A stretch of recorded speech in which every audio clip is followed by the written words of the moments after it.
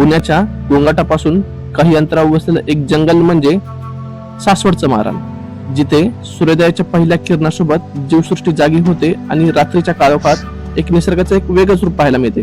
एक दिवस आम्ही तिथे 18 तास होतो, तर आम्ही अनुभवलेले एक 18 तास तुमच्यासाठी. सकाळ सकाळी पक्ष्यांच्या हालचाली आणि मुवमेंट जास्त असतात, त्यामुळे बर्ड वॉचिंगसाठी सूर्योदयानंतरचा वेळ महत्त्वाचा असतो. महाराष्ट्र सरकारने बिबट्यांसाठी ज्या शेळ्या मेंढ्या अडकवल्यात ना जंगलामध्ये, तर ते ज्या आम्हाला दर्शन झालं. शौर्य बघू.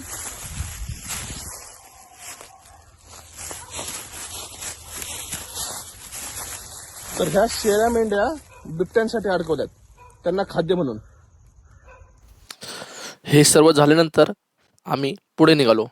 मनात भीती होती की बिबट्याला तर काय होईल, पण तसे काही झालेच नाही. पुढे गेल्यानंतर आम्हाला 2 प्रकारच्या जातीचे गरुड एकाच झाडावर बसलेले दिसले. एक होता चेंजेबल हॉक ईगल आणि दुसरा होता स्टेप ईगल. हे गरुड झाडाच्या मोठ्या फांदीवर येऊन बसतात, पक्षाची वाट बघतात आणि अचानक झेप घेऊन त्यांची शिकार करतात.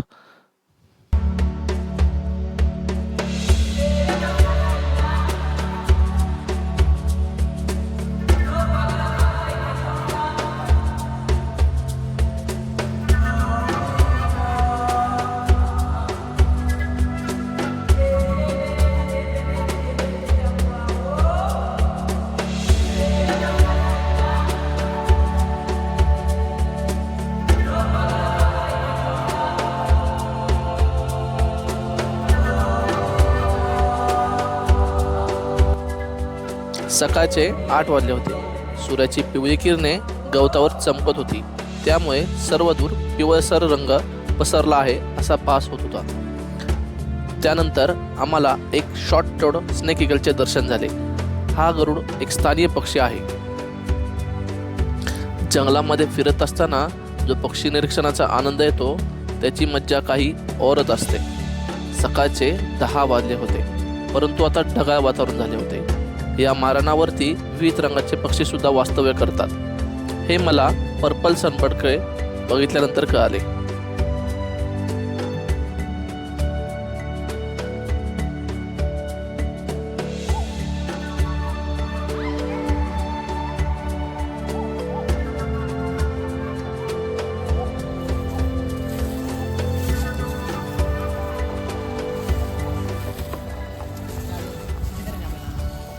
रस्त्यावरून चालत होतो तेव्हा आम्हाला एक ग्रे फ्रँकोलिनचा एक कळप दिसला.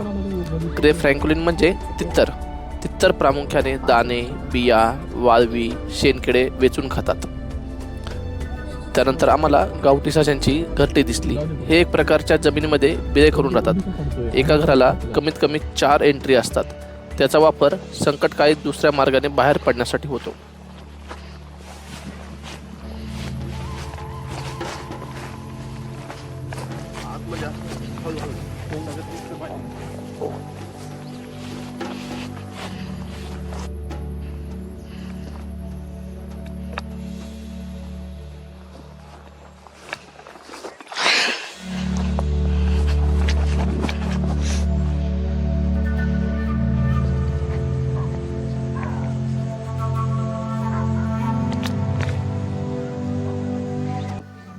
त्यानंतर आम्हाला एक सुतार पक्षीचे सायटिंग झाले. याला पिवळ्या डोक्याचा सुतार पक्षी असे सुद्धा म्हणतात. हा प्रामुख्याने झाडाच्या खोडामध्ये असणारे कीटक, वाळवी, मुंग्या व इतर कीटक खातात. पुढच्या वळणावर आम्हाला आश्चर्यकारकपणे घोरपडीचे दर्शन झाले. घोरपडीची पकड ही खूप मजबूत असते. ही खूप वेगाने धावू शकते आणि झाडावर चढण्यास पटाईत असते.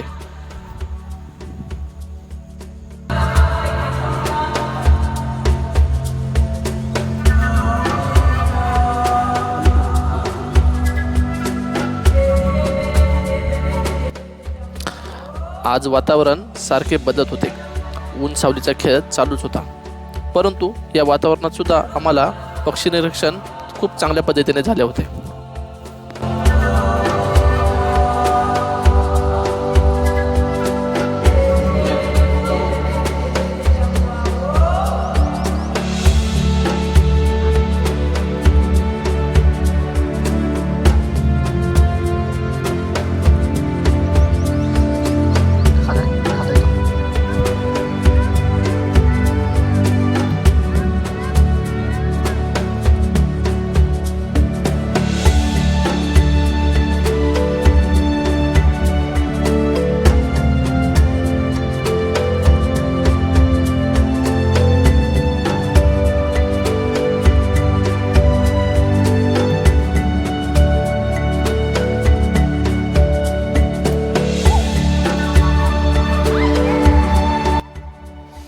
आम्हाला पुढे पॅलेट हरियर नावाचा एक बर्ड एका पर्चवर बसलेला दिसला.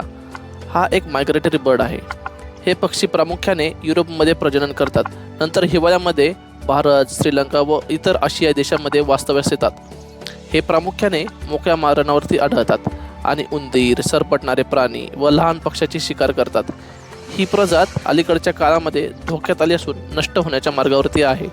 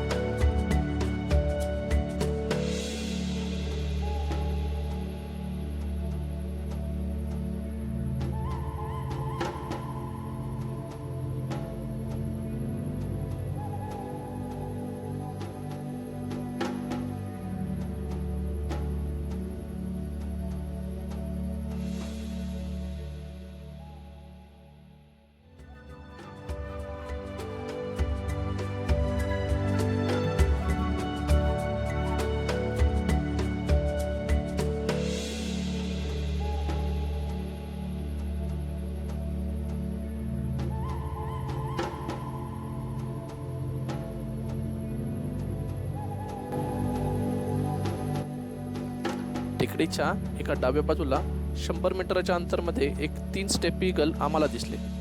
एकाच वेळेस एवढ्या ईगलचे सायटिंग आम्हाला प्रथमच झाले होते. आम्ही दोन्ही बाजूचे शूट करत होतो, परंतु त्या मारांवरती अजून 4-5 बर्ड होते, पण ते खूप लांब असल्यामुळे त्यांचे व्हिडिओ शूट काही झालेच नाही.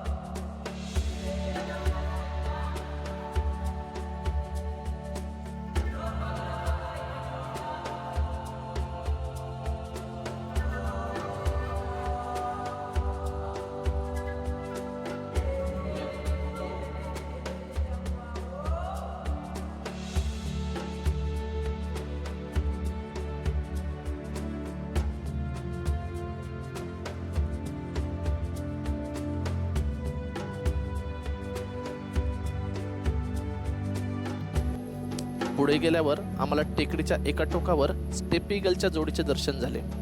स्टेप ईगल हे प्रामुख्याने युरोप, रशिया, चायनामध्ये आपले प्रजनन करतात व हिवाळ्यात भारत व भारतीय उपखंडामध्ये स्थलांतर करतात.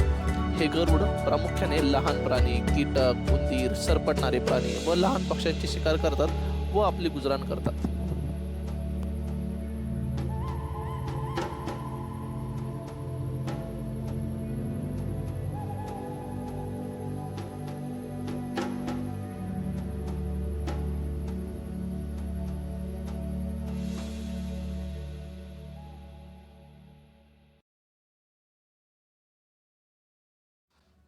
आता दुपारची वेळ झाली होती. ऊन सावलीचा खेळ जसा सकाळी सुद्धा चालू होता तसा आता सुद्धा चालूच होता. त्याच वेळेस आम्हाला एका वाळलेल्या झाडावरती एक व्हाईट आय बजाड दिसला. हा एक शिकारी पक्षी आहे. मराठीमध्ये याला शिंजरातिसा असे म्हणतात. याचे मुख्य वैशिष्ट्य म्हणजे याचे पांढरे डोळे, ज्यावरनं ह्याला हे नाव पडले आहे, व्हाईट आय बजार्ड.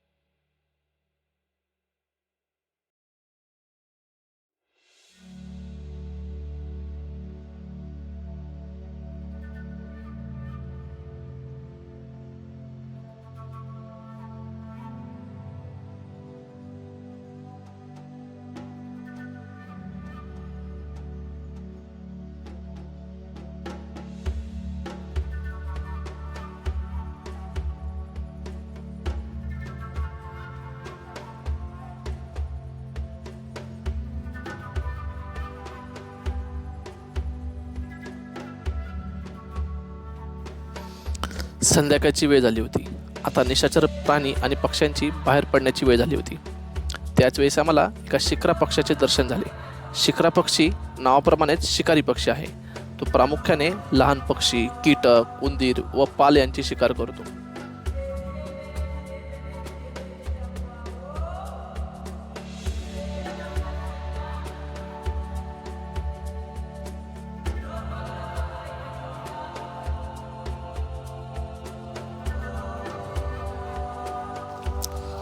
त्यानंतर आम्ही संध्याकाळी पुन्हा त्या टेकडीवर गेलो की ज्या ठिकाणी आम्हाला सकाळी खूप प्रमाणात गरुडांचे दर्शन झाले होते, परंतु संध्याकाळची वेळ असल्यामुळे आम्हाला काही दिसले नाही. टेकडीच्या एका टोकावरनं एक तरसाचा आवाज येत होता. तो होता आवाज रडण्याचा, तरसाच्या रडण्याचा. आम्ही भरपूर वेळ त्या टेकडीवर बसलो, परंतु तरस आम्हाला काही दिसले नाही. त्यानंतर आम्ही टेकडीच्या खाली आलो.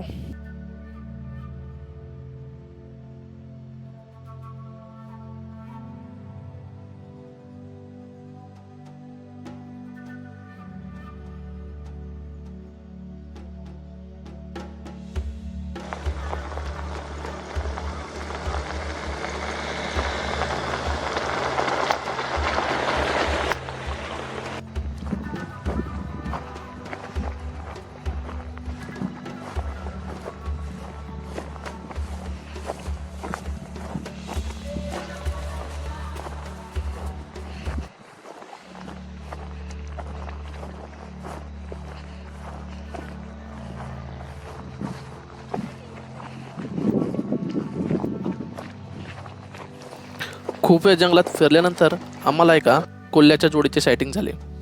परंतु कोल्हा हा खूप चपळ प्राणी आहे. चपळ असल्या कारणामुळे ती जोडी आमच्या डोळ्यात देखत गायब झाली. आम्ही खूप वेळ तिथे थांबलो, परंतु कोल्हा पुन्हा काही दिसलाच नाही.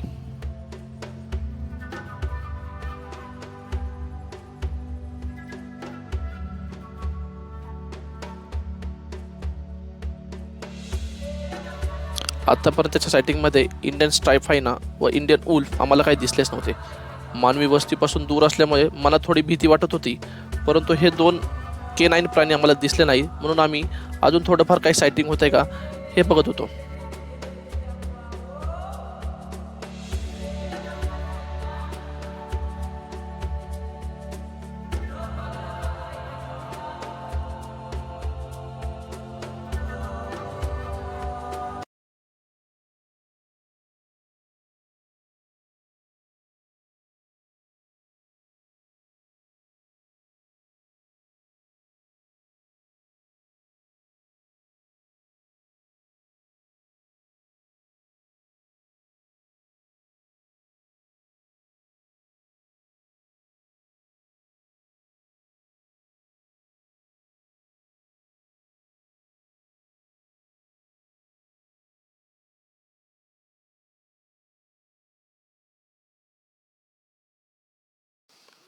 काही वेळाने आम्ही जी अपेक्षा बाळगली होती ती सत्यामध्ये आली. समोर एक तरसाची जोडी आम्हाला दिसली, परंतु एक्साइटमेंटमध्ये आम्हाला प्रॉपर व्हिडिओ शूट काही करता आलाच नाही. ह्या व्हिडिओमध्ये एकच तरस दिसत आहे. तरस हा निशाचर प्राणी असून तरस हा सडलेल्या प्राण्याचे अवशेष खातो. आफ्रिकेत आढळणाऱ्या तरसापेक्षा भारतीय तरस हा खूप वेगळा दिसतो. शरीरावर असणाऱ्या पट्ट्यामुळे पट्टेरी तरस असे म्हणतात. हा एक गूढ प्राणी आहे. रात्रीचे 10 वाजले होते. त्यानंतर सुद्धा आम्हाला भरपूर प्राणी व पक्षी दिसले, जसे की हरिण, रानटी ससे, मांजर, कोल्हे, रातवा पक्षी, घुबड. सासवड ग्रासलँड पुणे जिल्ह्यासाठी खूप महत्त्वाचे असून त्याचे संवर्धन होणे खूप महत्त्वाचे आहे. त्यासाठी भरपूर संस्था प्रयत्न करत आहेत. ही खूप महत्त्वाची बाब आहे.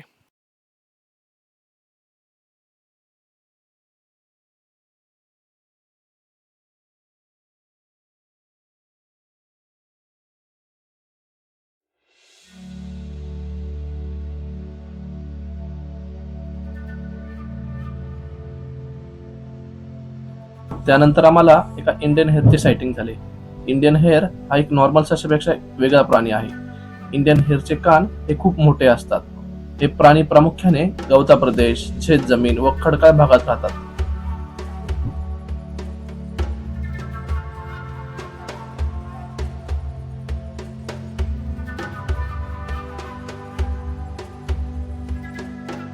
त्यानंतर आम्हाला एका इंडियन नाईट जार म्हणजे रातवा पक्षाचे सायटिंग झाले.